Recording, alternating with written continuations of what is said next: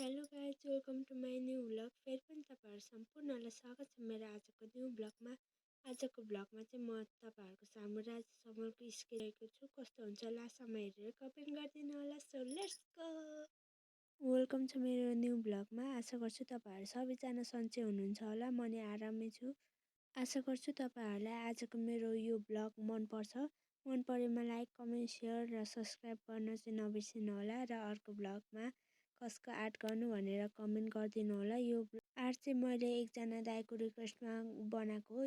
यो रिक्वेस्ट चाहिँ मलाई टिकटकमा आएको थियो, अस्ति नै आएको। मैले चाहिँ रिप्लाई दिन पाएको थिइनँ र मैले यो भिडियो अनुसार नै रिप्लाई दिएको छु दाइलाई। अर्को आर्ट भ्लगमा चाहिँ कसको स्केच गर्नु भनेर कमेन्ट गरिदिनु होला र म बनाउने छु।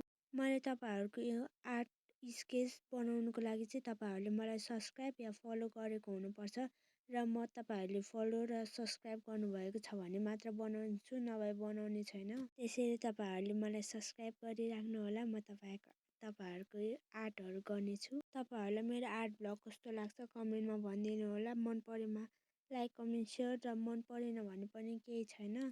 म अझ राम्रो कमेन्टमा भनिदिनु होला र म अझ राम्रो बनाउने प्रयास गर्दैछु। भर्खर त अब स्टार्ट गर्दैछु भ्लगहरू।